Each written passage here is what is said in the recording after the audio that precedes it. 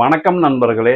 பொதுவா நமக்கு ஆன்மீக விஷயங்கள்ல பல சந்தேகங்கள் வரும். அந்த சந்தேகங்கள யார்கிட்ட போய் கேட்கறது, தெளிவுபடுத்திக்கிறதுன்னு நமக்கு தெரியாது. அந்த மாதிரி நமக்கு ஏற்படுற பல சந்தேகங்கள்ல, சில சந்தேகங்களுக்கு உண்டான ஒரு விடைய தான் இந்த வீடியோவுல பார்க்க போறோம்.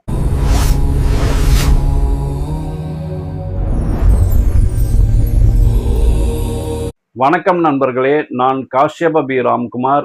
உங்கள் வாழ்வியலுக்கான வழிகாட்டி ஜோதிடர். இது நம்ம டிவைன் வேதா சேனல். கேள்வி 1. விளக்கு அணைந்தால் அபசகுனமா? விளக்கு ஏத்தும்போது அந்த விளக்கு அணைஞ்சிருதுன்னு சொல்லி நீங்க பயப்பட தேவையில்லைங்க. அந்த விளக்கு காத்துனால கூட அணைஞ்சிருக்கலாம். இல்ல எண்ணெயில ஏதாவது பிரச்சனை இருந்து கூட அணைஞ்சிருக்கலாம். இது ஒரு பெரிய குற்றம் கிடையாது. இதையே நீங்க ஒரு சாக்கா எடுத்துக்கிட்டு ஓம் நம சிவாயன்னு ஒரு 11 தடவையோ, இல்ல ஓம் நமோ நாராயணாயன்னு ஒரு 11 தடவையோ சொல்லிட்டு மறுபடியும் விளக்கேத்துங்க. எந்த தப்பும் கிடையாதுங்க. விளக்குங்கிற ஒளியை ஏத்தி உங்க பயங்கிற இருள போக்குங்க. கேள்வி 2. தீட்சை பெறாமல் மந்திரங்களை உச்சரிக்கலாமா? பொதுவா சின்ன சின்ன ஸ்லோகங்களோ, இல்ல ஓம் நம சிவாய, இல்ல ஓம் நமோ நாராயணாய, இல்ல ராம மந்திரம் இதெல்லாம் சொல்லும்போது நமக்கு தீட்சை தேவையில்லைங்க. ஆனா சக்தி வாய்ந்த பீஜ மந்திரங்களை சொல்லும் போதோ, இல்ல வேத மந்திரங்களை சொல்லும் போதோ கண்டிப்பா குருமுகமா தீட்சை வாங்கிட்டு தான் சொல்லணும். அப்படி சொன்னாதான் அந்த மந்திரத்தோட பலன் நமக்கு முழுமையா கிடைக்கும். கேள்வி 3.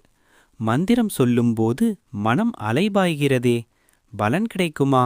மந்திரத்தை சொல்லும்போது மனம் அலைப்பாயுதுன்னு கவலைப்படாதீங்க. ஒரு குழந்தை எப்படி அம்மான்னு கூப்பிட்டாலும் அந்த தாய் ஓடி அந்த குழந்தைய எடுத்து அணைச்சுப்பா. அந்த மாதிரி நம்ம மன அலை பாய்ந்தா கூட நம்ம உதட்டுல சொல்ற மந்திரத்தோட வைப்ரேஷன் நமக்கு அதற்குண்டான பலனை கண்டிப்பா கொடுக்கும். அதனால மனம் அலைப்பாயுதேன்னு சொல்லி நீங்க கவலைப்படாம நீங்க தொடர்ந்து சொல்லிட்டு வந்தீங்கன்னா ஒரு காலகட்டத்துல உங்க மனம் ஒரு புள்ளியில குவியும். அப்போ உங்களுக்கு மனம் ஒருநிலைப்படும்.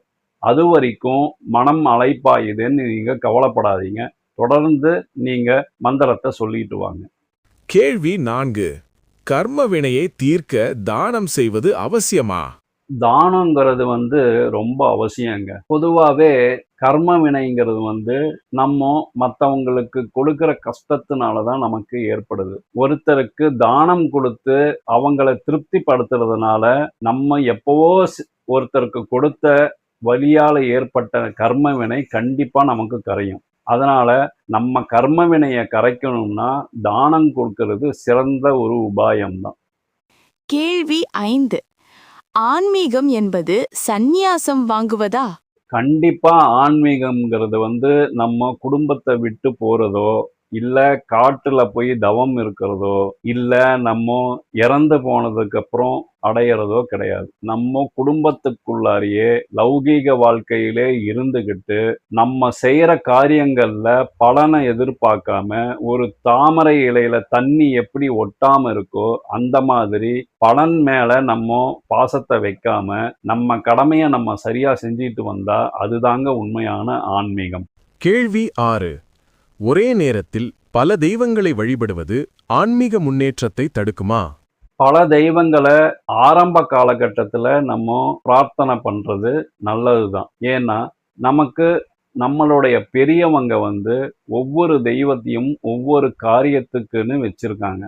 ஆரம்ப காலகட்டத்துல நம்ம அந்த தெய்வங்களை லௌகீக விஷயங்களுக்காக அது பிரார்த்தனை பண்றது அந்த காரியம் நமக்கு நிறைவேறதுக்கு வழிவகை செய்து கொடுக்கும். ஆனா ஆன்மீகத்துல நம்ம முன்னேற பல தெய்வங்களை நம்ம பிரார்த்தனை பண்ணாம ஏதாவது ஒரு தெய்வத்தை நமக்கு பிடிச்ச தெய்வத்தையோ இல்ல நம்ம குருமார்கள் நமக்கு உபதேசம் பண்ண தெய்வத்தையோ நம்ம தொடர்ந்து பிரார்த்தனை பண்ணிட்டோ இல்ல ஜபம் பண்ணிட்டோ வந்தோம்னா நம்ம ஆன்மீக வாழ்க்கையில முன்னேறத்துக்கு அது வழிவகை செய்து கொடுக்கும். நமக்கு வெளி விஷயங்கள்ல நம்ம மனம் போகாம நமக்கு உள்ளார விஷயங்கள்ல நம்ம மனசை செலுத்தி ஆன்மீகத்துல முன்னேறத்துக்கு ஒரு வழிவகை செய்து கொடுக்கும். நமக்குள்ளார இருக்கிற ஆத்மாவை வெளியில தேடாம நமக்குள்ளேயே இருக்கிற தெய்வத்தை நம்ம தேடணும்னா நமக்கு ஆன்மீகத்துல முன்னேறத்துக்கு நல்ல வழிவகை கிடைக்கும்.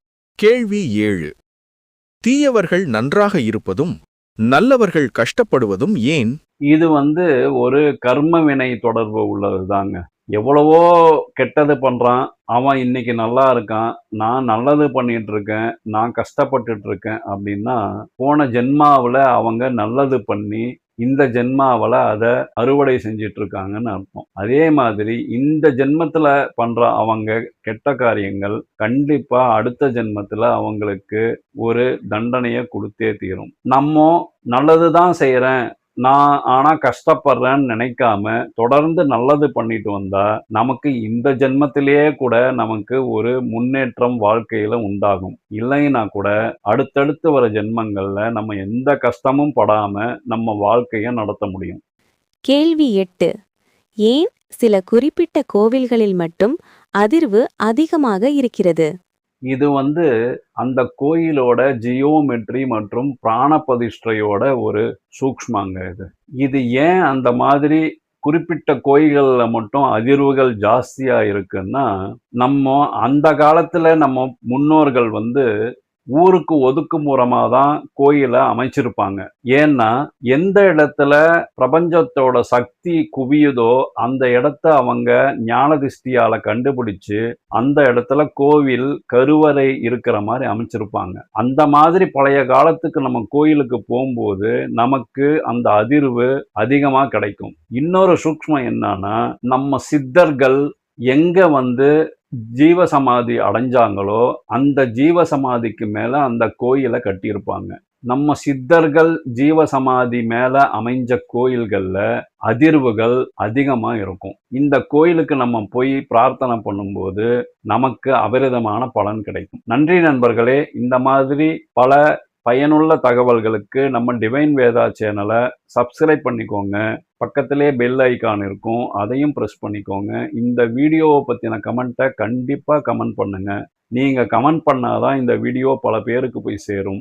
உங்கள் ஃப்ரெண்ட்ஸுகளுக்கும் உங்கள் சொந்தக்காரங்களுக்கும் இந்த வீடியோவை ஷேர் பண்ணுங்க. நல்லதை பகிர்வோம், நல்லதே நடக்கும். வாழ்க வையகம், வாழ்க வளமுடன். நன்றி, வணக்கம். வணக்கம் நண்பர்களே. ஆன்மீகம் மற்றும் ஜோதிடம் தொடர்பான அரிய தகவல்களுக்கு எங்கள் டிவைன் வேதா யூடியூப் சேனலை சப்ஸ்கிரைப் செய்யுங்கள்.